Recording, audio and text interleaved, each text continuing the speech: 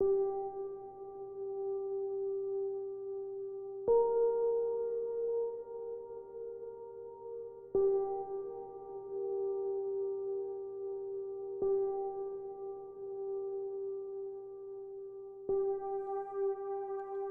we started filming, before the cameras, before the uniforms, and before the conversations, there was a question. Why do so many men struggle in silence? Why is it sometimes easier to deal with danger out there than to talk about what's going on in here?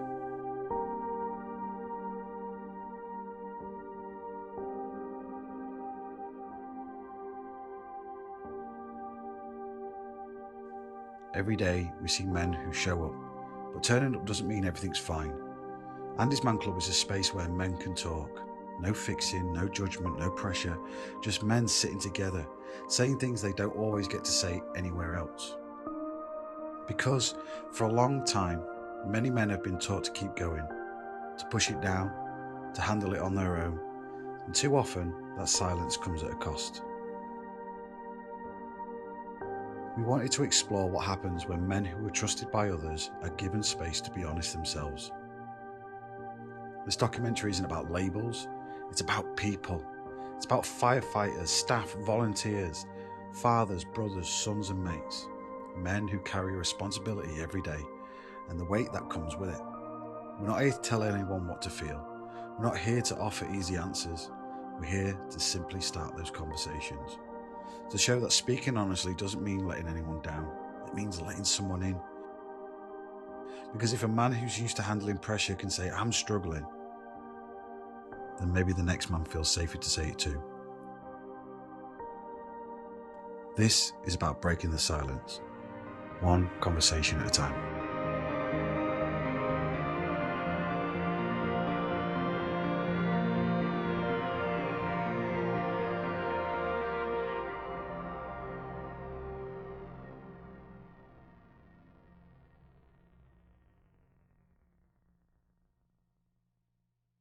So when you relate yourself to death and fatalities, I think as soon as you start coming numb to it and it starts becoming the norm, that's when, one, you need a bit of help. Because that's not normal to relate to death and think, it's just don't put you there, carry on. The stuff we've got in place now is mega and immense. Do you prefer it this way? Do you prefer like being able to open up and talk? Yeah, definitely. You feel like it's actually a better thing? Yeah. Good. Yeah, and as a fire service, I think we do it anyway, without even knowing. You'll come in and we'll be really open about our emotions and we'll talk about certain things, but that's only because we've like lived together or we've been together that long that we could talk about anything, and that's probably why we're quite mentally strong. And then when we do need it, that's when you recognise it and actually, do you know what, you do need it, because we can't help you here. You need to go to there or there or there, and it's been challenging. I think mental wellbeing at the minute in the fire service is only just in its infancy. And I think because we've scratched that surface, it's just going to explode. And I think we've got it right here at the minute. Nationally, don't know, the charity does really good work, the Firefighters charity. They've got some really good stuff going on. And we've had a lad who's gone to that recently and he didn't really realise anything about it, and he says he's come back and he just feels totally different. And speaking to him now, he's so much better.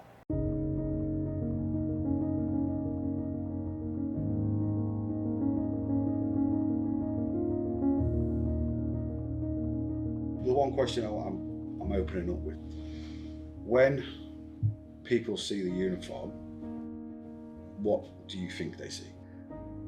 There's two ways of looking at it, isn't there? So when people see the uniform, I think they see somebody who's going to help them, somebody who will make the day a little bit better.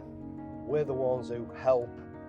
We turn up, we do it, and we make better their bad situation. Strong mentality, focused, know what they're doing, someone that ultimately is there to help.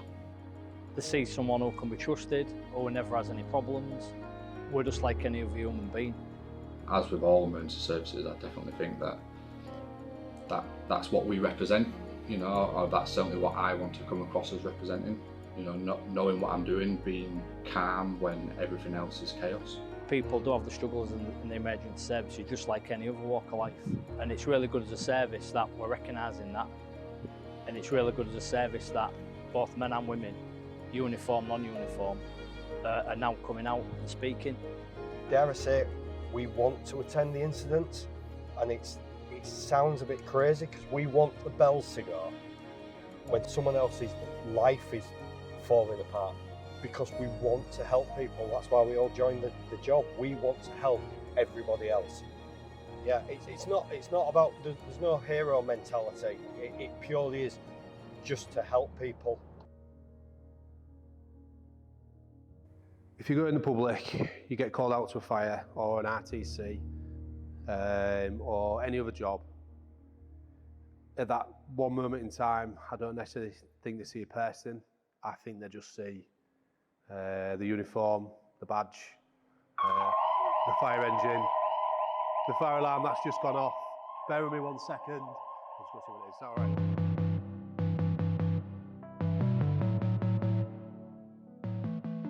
Strong in this job is being able to deal with things physically and mentally, being able to put yourself out there, being able to come back and deal with that, whether that's on your own, whether that's part of your crew, your watch, your station, or with that extra little bit of help that's out there. The strength is recognising that you need that extra little bit of help, not necessarily being able to lift the biggest, heaviest thing in the world, and being able to carry it for longer than you need to. I think strength-wise is getting it out there and getting the help you need, dealing with the moment in front of you, dealing with your experiences to show that you can deal with what's in front of you. That's a great sign of strength. I think strength is experience, knowing when to need the help and knowing when to deal with things yourself, if that makes sense. Yeah. So what does, I mean, your time served in the military as well as the fire service, but what does that uniform mean to you? The uniform to me is it's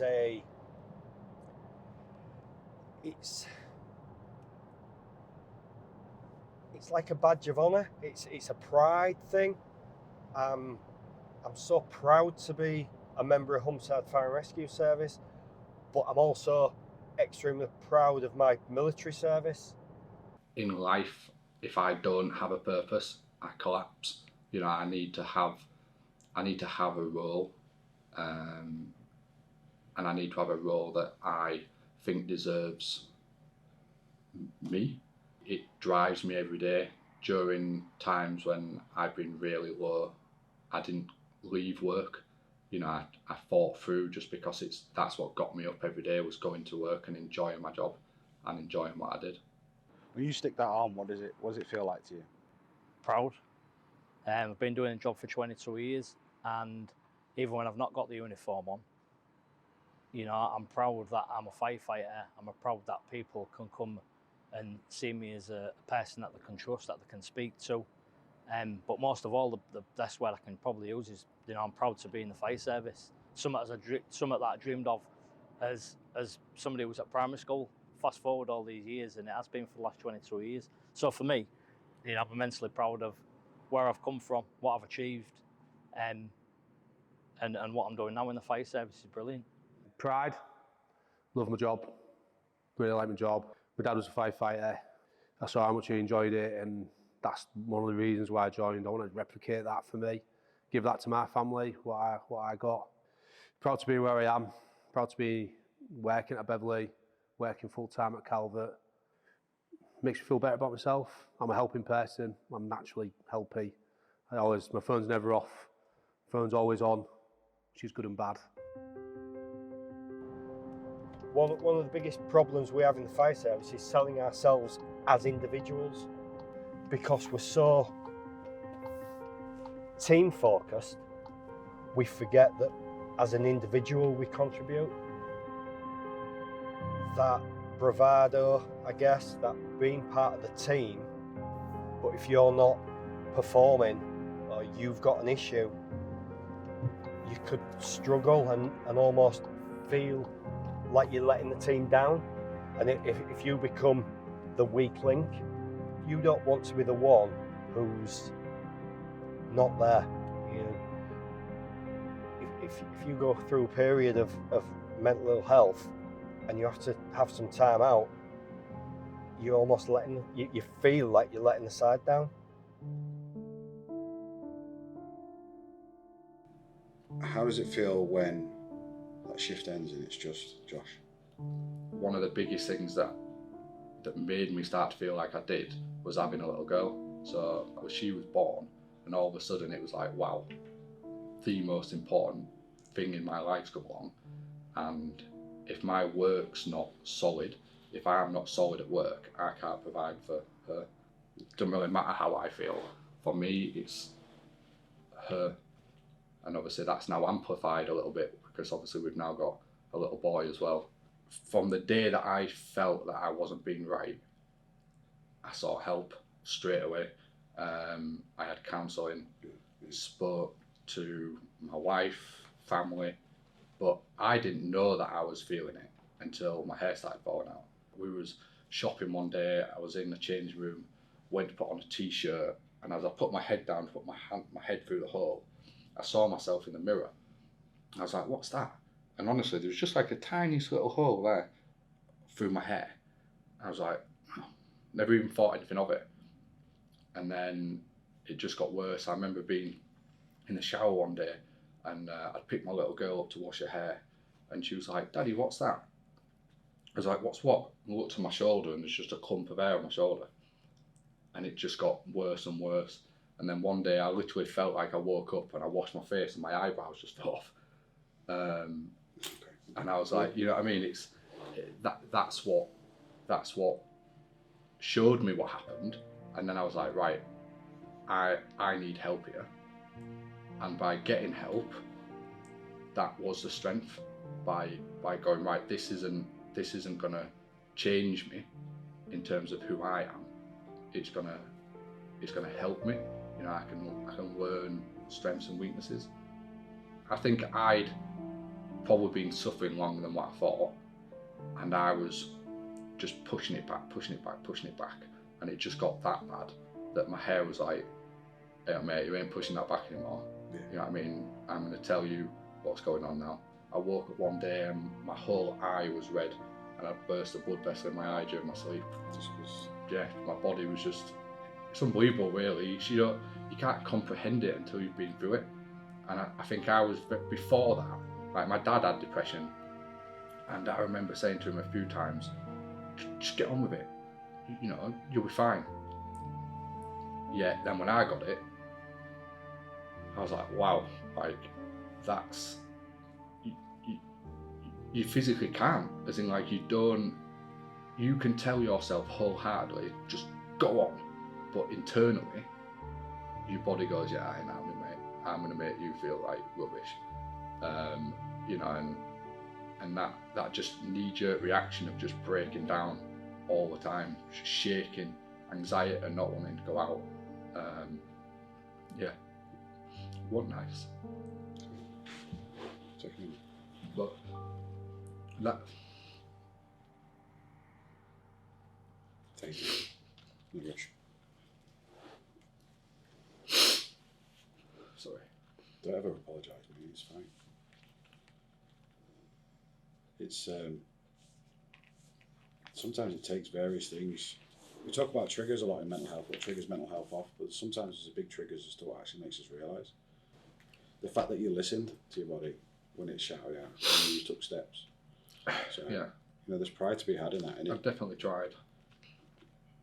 Like, my mental health will get stronger, but I'm always teetering. You know, always teetering on that. I feel like I can just go back straight away. But I'd just say sometimes, like, you've got to open that can of worms, because otherwise it'll get to a point where it just pops open, and then you're in a far worse position then. You know, communication's key. Don't matter who that's with. I do think speaking about it helps, and that's why I chose to do this documentary, because I'm saying to myself, well, look, if I've got this, I may as well, you know, I may as well use it, and and I may as well I may as well give it a purpose to me, and I'm sort of hoping that purpose allows me to work through whatever it is that's sort of causing the issues. You know, I've got over the hair loss. You know, I keep saying to myself, you know, I could be bald and ugly, and at least I've only got one of them. That's what I tell myself anyway. You know, I've got over that. My hair's probably never coming back. You know, I've sort of got used to that, but I want me back, you know. So that's what I've got to keep fighting for, to get that, because I think that will come back. The groups that ANDYSMANCLUB creates gives that arena to just talk, you know, the arena to not be judged, to just discuss what's going on. Like you say, everyone's story is different, but everyone's stories overlaps.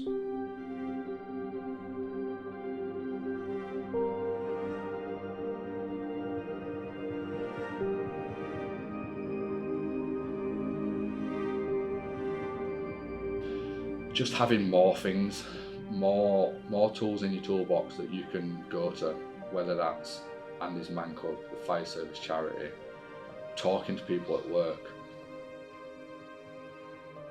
The more avenues there is to talk, and that's a key bit, the talking bit, you know, the not bottling it up, and just, it's not even courage, it's just do something for yourself. You know, a lot of the time I think, you know, blokes are always putting other people first. Whether people don't like to think it, they are. There's always somebody at the back of the reason why you're doing something. But with your mental health, you have to put you first, you know, because you can't help other people if you're not here. And that's sort of the thing that I always thought, that I can't provide for my family if I can't do my job. So I need to make sure that I'm capable of going to work to be able to provide.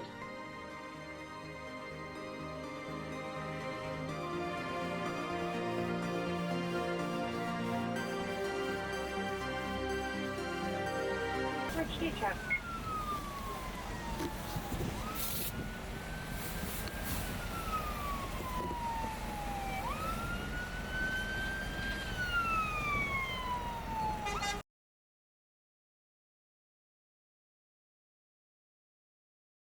When people see Humberside Fire Rescue Service as a whole, I think they see professionalism, trust, and hopefully pride, I think, as well.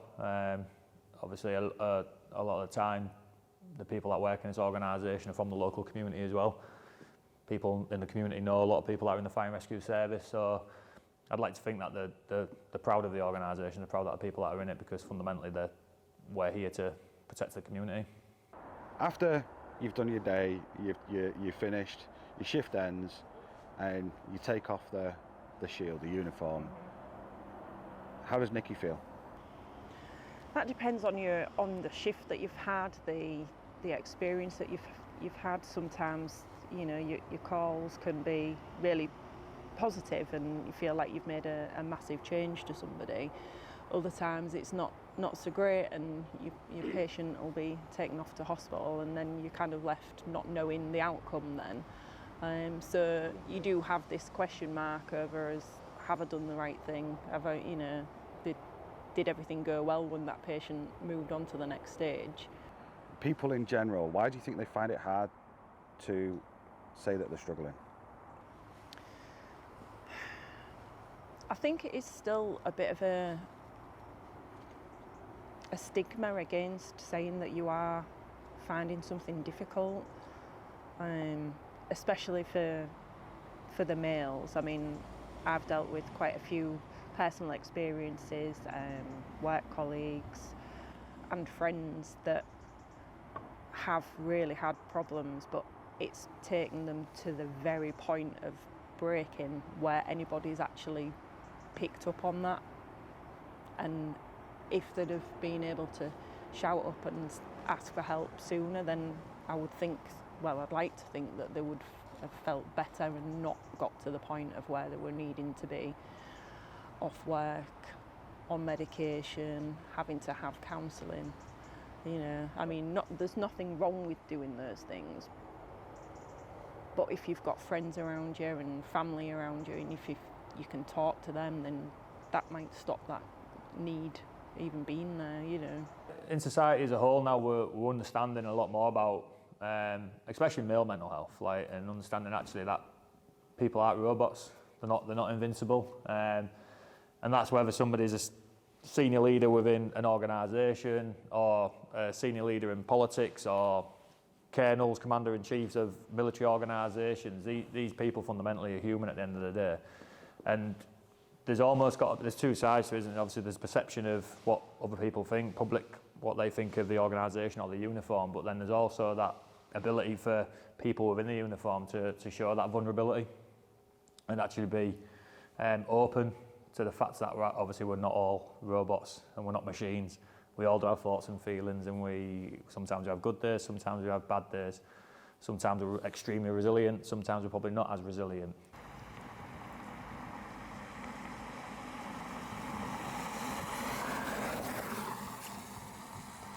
It's that instilled, isn't it, that the male is, you know, historically the head of the family and the breadwinner, etc. And that stereotype has got to be, we've got to crush it.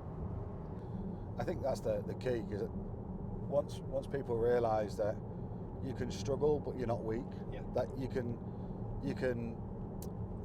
be a hero but also have a bad day. No one loses respect, and I think there's a big fear of that loss of respect. There is, you know, it is and that's possibly why some firefighters, you know, some of my friends who have gone on to, you know, take their own life, they daren't reach out, or they feel that they can't reach out for fear of letting everybody down. For me personally, it was the not wanting to let people down, not wanting to show that I was struggling, worried, you know, part of me was worried about my career and how it would affect my career, how my friends and family would see me. What was your release, if you don't mind me asking?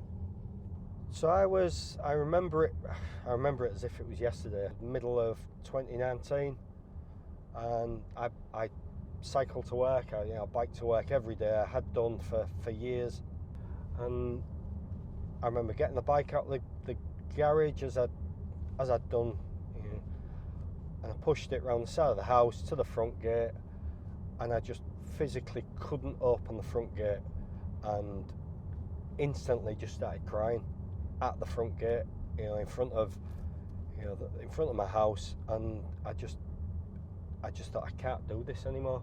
And it was, I don't know why that happened. I don't know whether it was the gate that was suddenly a barrier, but I knew then I'd gone too far. And yeah, it was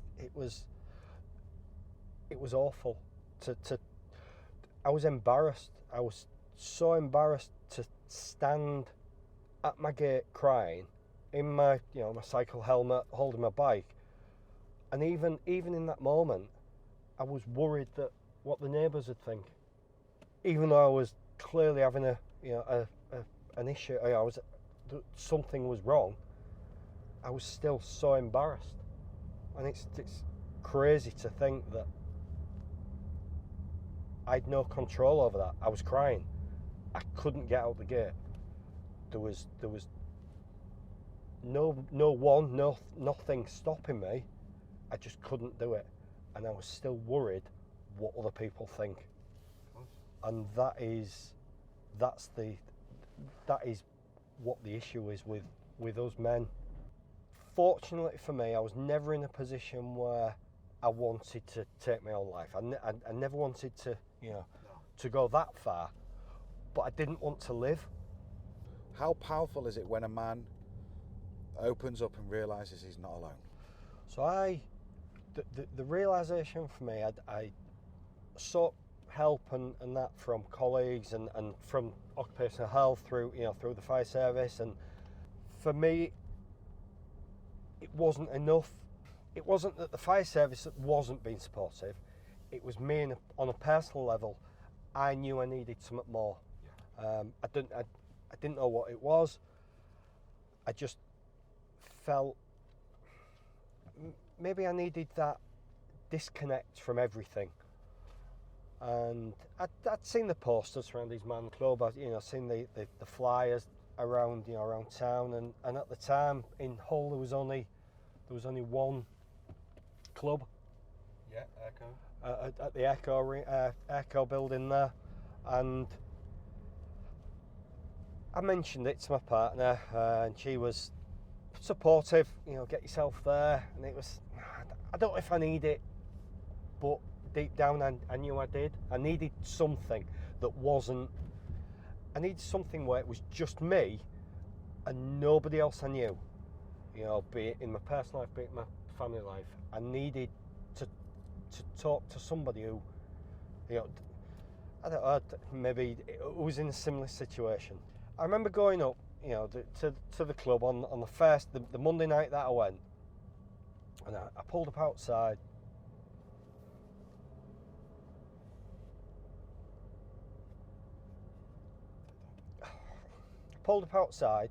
And I sat in the car, and still, even then, I felt embarrassed, so embarrassed, because, it was all in my head, and I didn't go in. I sat outside for, I think it was 7 o'clock, and I was there from maybe 10 to, and I didn't go in. And then just after I drove home, and I even knew that I was being daft and I should have gone in. And I psyched myself up for the next week, and during that week, the run up to the following Monday, I psyched myself up. I was like, right, I'm gonna do it. The following Monday came around. I pulled up outside. Exactly the same scenario. I sat outside and thought, nah, I'll do it next week. I'll be all right. And then someone tapped on the window. I don't know who it was. Whoever it was, I can only thank them, because I tapped on the window and said, "Are you here for ANDYSMANCLUB?" No hairs and graces, nothing. It was just a direct question. Are you here for ANDYSMANCLUB? And it caught me off guard. But that's what I needed. I said, "Oh yeah." I said, "Oh, come in, we'll go get a brew." And we, and that was the start of my recovery.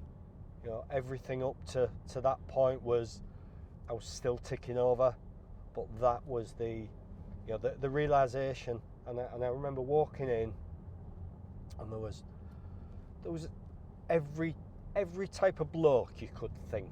I didn't know what I didn't know. I genuinely didn't know what to expect. But there was people in suits, there was people in overalls, there was people from every class, and nobody batted an eyelid. Everybody was welcoming. We had a brew, and then we went into the session, and yeah, it was the start of now what is the road to recovery, but it was the start of my new life and my way of thinking.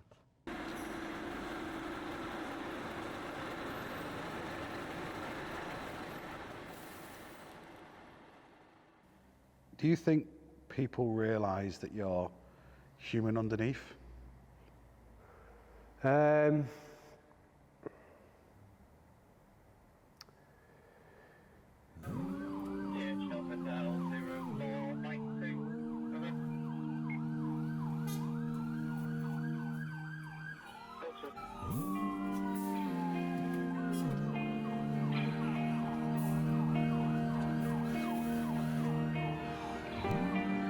Camera flash went off, reflection made your eyes red.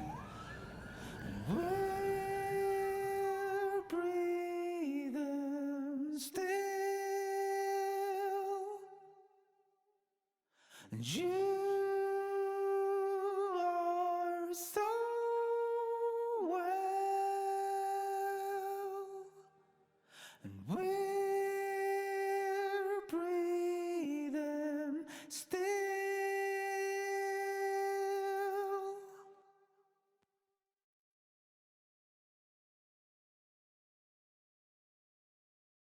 One comment that's been made to me earlier this morning, which really touched home, was that he wasn't scared about opening up, but he didn't want to let his crew down.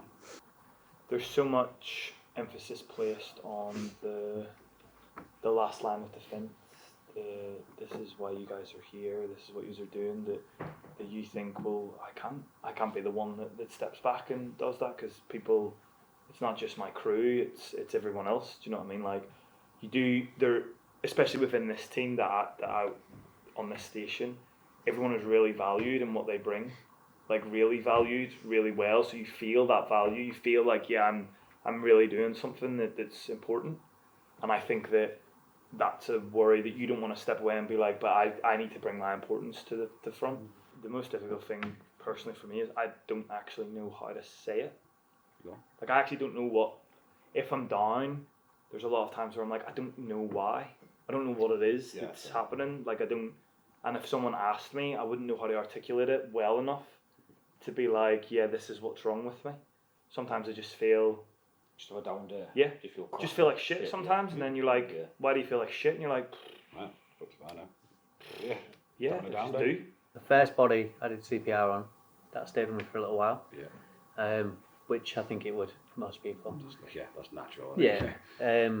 We're taught very early in our training, like, you might not be able to save everyone. So we've got a lot of people, we've got a lot of friends. We have some really good people on watch where we can bounce off each other and have a laugh and sort it out. And then a few of us still meet up outside of work and stuff as well. So you do have a lot of like coping mechanisms and coping strategies. Yeah. That aren't just from the service, that are within our little group, as it were. You've got to gain entry. There might be somebody deceased, and it might not affect you one bit. But then you do some prevention work, and you look at how some people live or how they're struggling so much, and that gets you more than what a job will sometimes. It's funny how it affects you. What do you think stops people from saying that they're struggling? As a guy, from a guy's perspective. Probably. Bravado, is it? Bit of bravado, you know. Bravado? Male social ego. pressures. Yeah, I don't know. Male ego, social pressures? Yeah. I think that probably has been watered down in recent years, but historically, I think it's probably, you don't want to be told to man up. It's like Bobby says, a bit of bravado and a bit of putting a bit of front on. But I think those days are gone now, aren't they? Yeah. You know, people are more inclined to open up. I think we've gone in the environments that we're in. So we have all sorts of conversations around this table, don't we? And we've spoken everything from gender identities to religions and everything in between, and we always have it where it's a very open conversation. Everyone can join in, or people, if they don't want to join in, don't have to join in. Everyone appreciates that your opinion's your opinion. You don't get judged for it, and that kind of promotes us to think openly about things. I trust everyone around this table implicitly because I trust them with my life. So I'm happy to share everything and anything. And then, like I say, I've had a few life dramas, and I thought I could keep this to myself. And so I had quite a traumatic incident about 2 years ago. And I thought, right, I'm going to have to share this with everyone because they need to know that life isn't perfect. And like basically, my mum attempted suicide, and she's the most stable person in my life.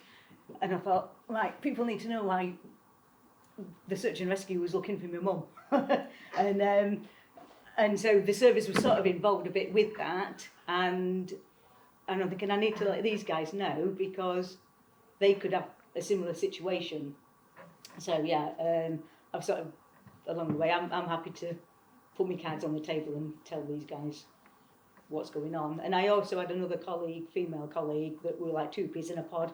So that downstairs ladies' loo was knitting that tell you all the darkest secrets going on. We find that women are the biggest encouragers of men walking through the door. Always. Like we hear so many stories from guys where they say, my wife kicked me in the ass, she dragged me there, we had discussions, she put the wristband on the table, she was nudging me for months and months and months to get through that door. But how can we encourage future men, the people that are boys now, to talk, to open up, to not be scared of whatever this image is that we have? I think you're right. I think we need to tackle it from right down the early ages. I think it just needs to be put out there that it is okay for boys, men, to have emotions and to show them. And I think that's just word of mouth and doing things like you're doing. I think it's important for this what we're doing and this journey that we're on and this little understanding that we're having over this week with the fire crews is there is going to be that little boy that wants to be a fireman when he grows up. Still watches Fireman Sam and gets excited when he sees an engine and, loves the blue lights and all that kind of thing and wants to be the hero because he's got that natural empathy and want to help. But if you can also see that strong guy who is burly, covered in tattoos and bad moustache for November, do you know what I mean? But also sit there and go, but it's all right, I have struggled as well.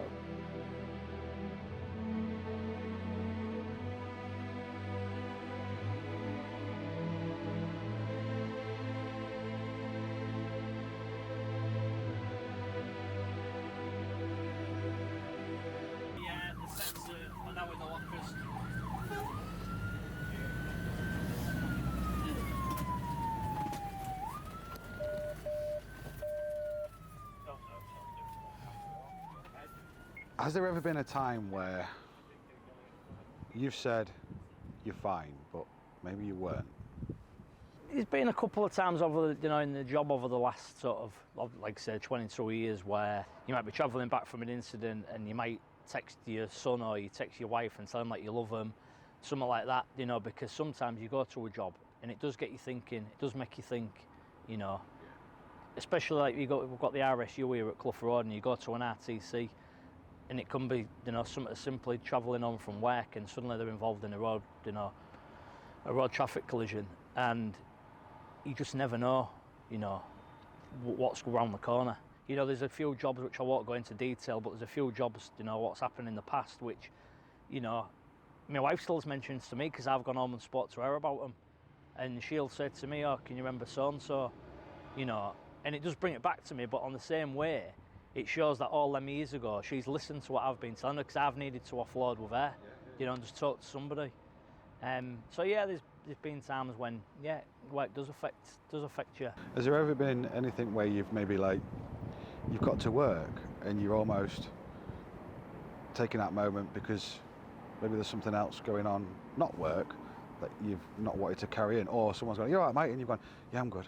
And do you know what I mean? There's this dynamic of both work and life. There's been a few instances sort of in my life really, and and a lot of it I have shared because I'm one of them people who will sort of speak about stuff, and I think I've spoke to you previously about my brother dying sort of all them years.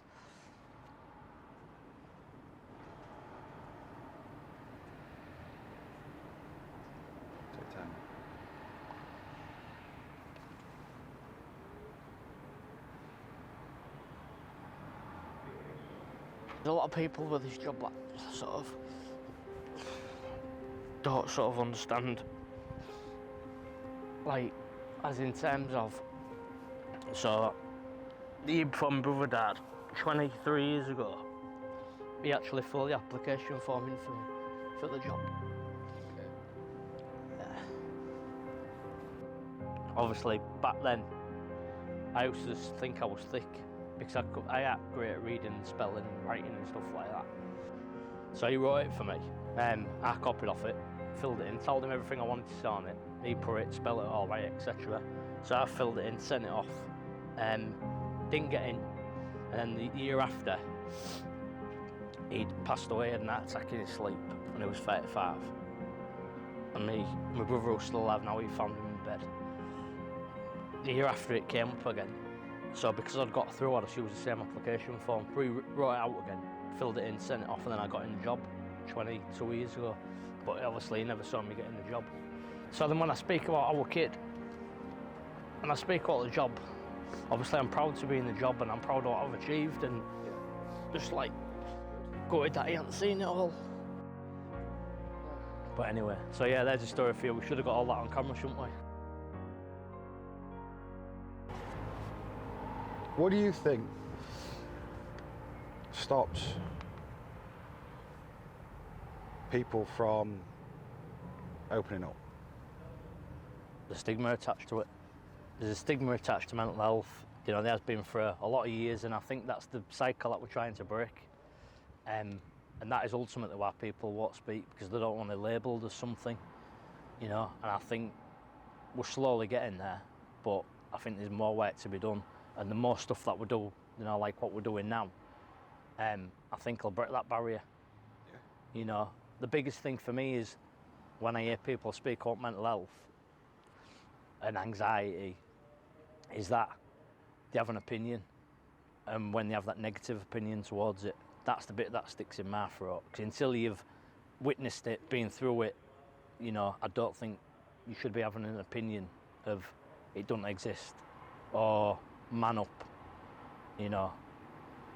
That's the bit that annoys me about it all. People have opened up to me and I don't even, you know who they are. I've never met him for the first time, and again, I don't know if it is the uniform or they just see Nico as, you know, a normal person who we can all speak to.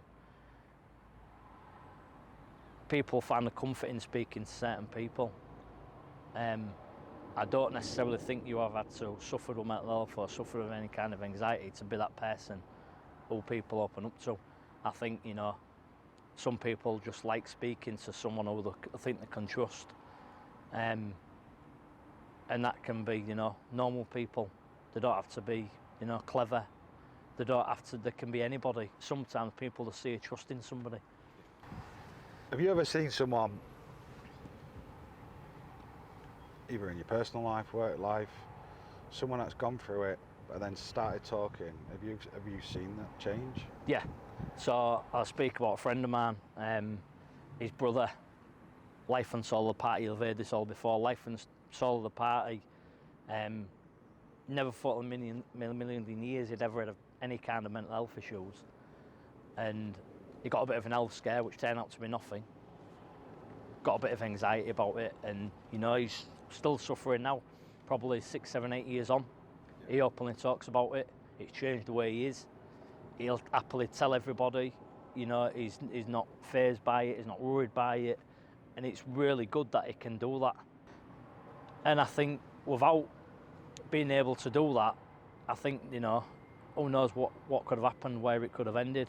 So like I said, I think slowly but surely we're breaking down all these barriers, and we are encouraging people to talk. We're doing it right now. Yeah. You're doing it. Yeah, yeah.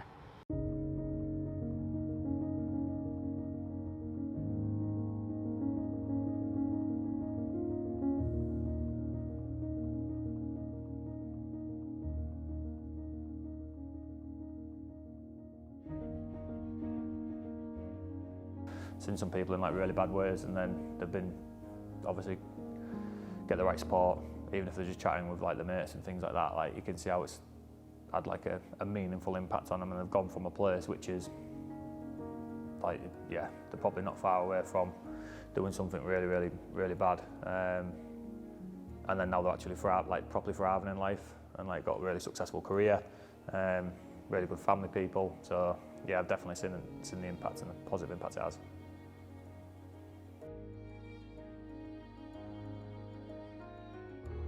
For you, what is it that was the drive to want to bring ANDYSMANCLUB and Humberside Fire and Rescue together, and why is it sort of so important to you as well?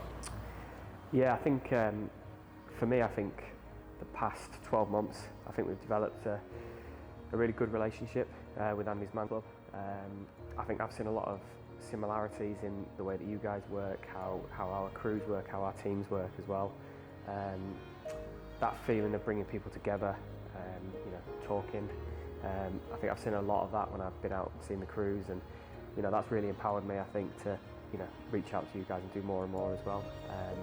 But the documentary for me, a chance for us to, I suppose, celebrate as a service the great work that we're doing as well, the great work that our crews are doing, and trying to really create safe spaces for people to talk and feel comfortable talking as well, and giving our sort of crews that, you know, the power to facilitate those conversations with each other as well, and having that safety to do so, I think has been really important. And that's one of the big reasons for doing the documentary, was to showcase that great work that's going on and the individuals that have stepped forward, and, you know, show the great work that they've been doing within the service as well.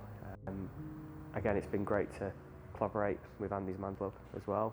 As I said, I think we work together, you know, in quite nicely as well. There's a lot of correlation with the work that we do and what you do as well, so it's been nice to pull that together. Yeah.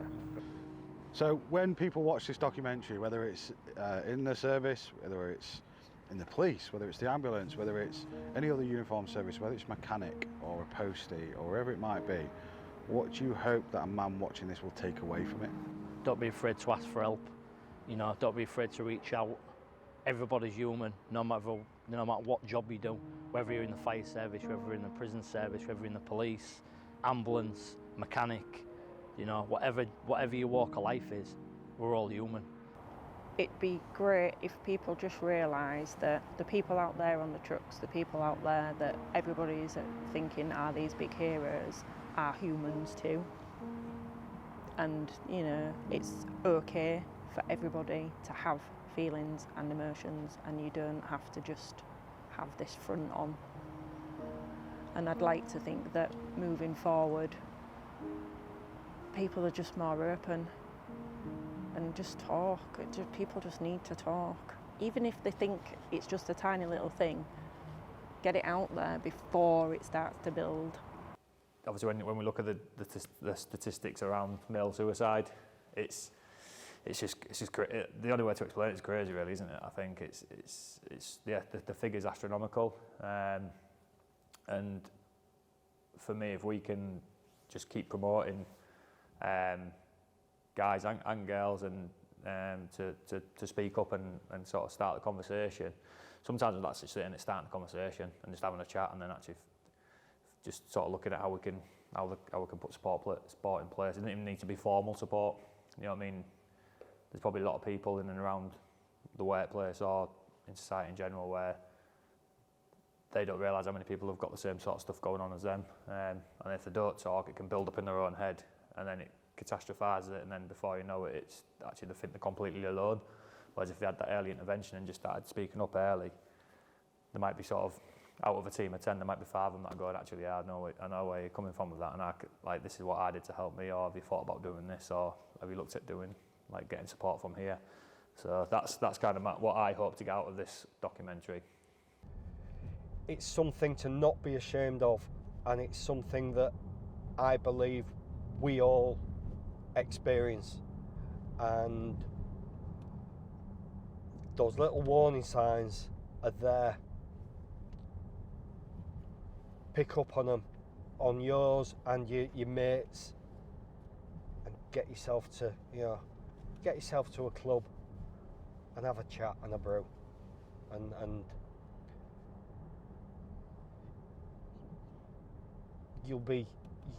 you'll come out of it more positive than you ever felt.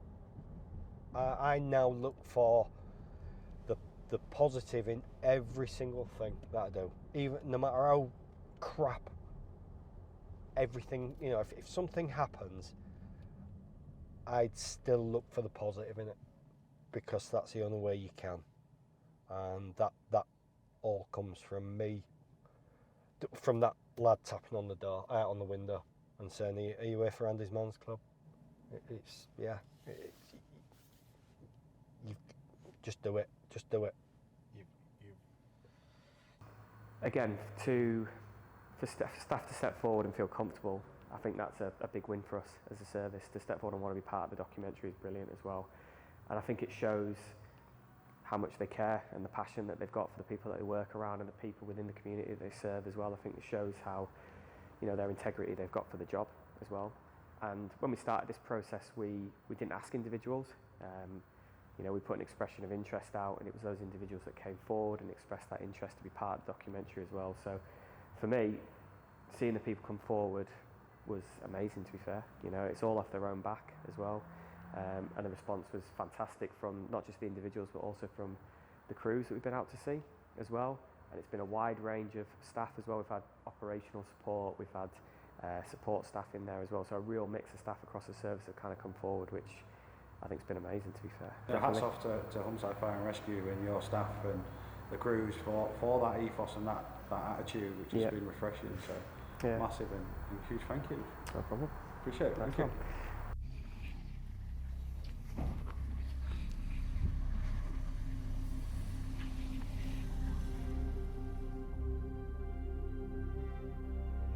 So we asked the questions, and brave men stepped forward to answer them, not for attention or praise, but to help the next man, the one that still sat in silence, thinking he has to carry it alone.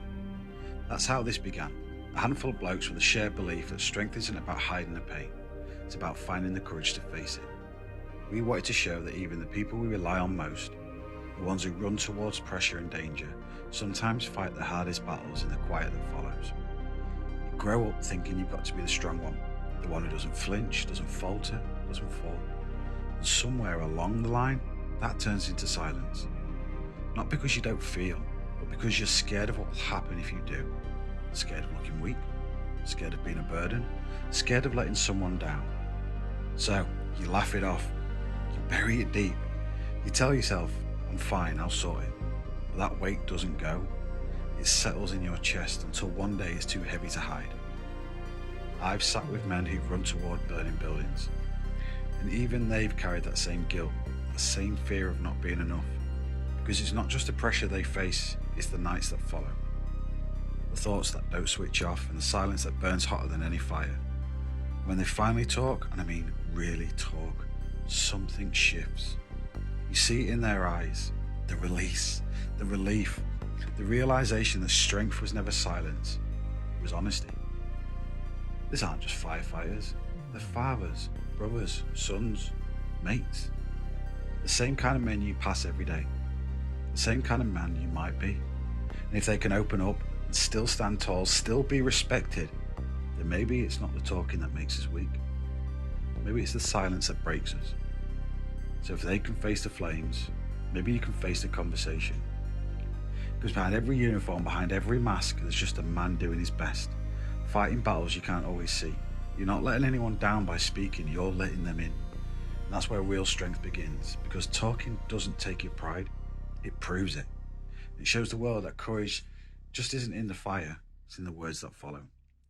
So talk, stand proud, and know this, you're still every bit the man you were, just a braver one. We're breathing still. You are so well. We're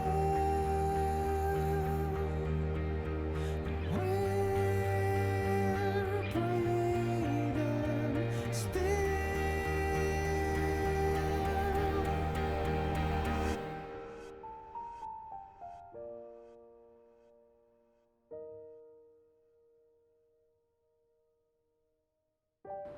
Just because you wear the fire service badge don't mean, you have to put a front on, you have to be tough. Go out and speak to people, because it's the best thing that you'll ever do. Thank you very much. No worries.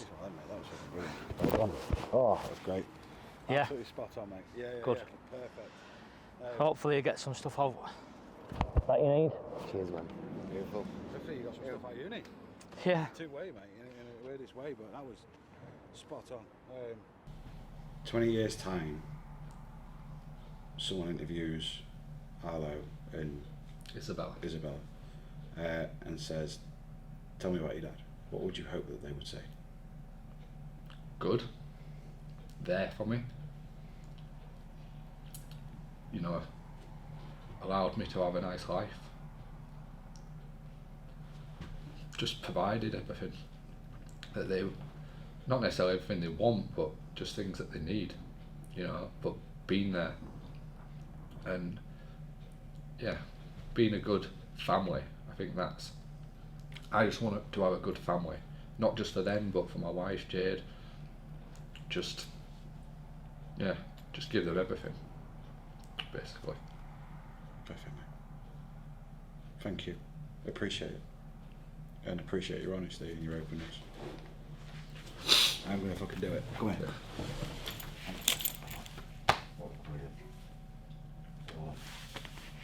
Take a minute. Go for a walk.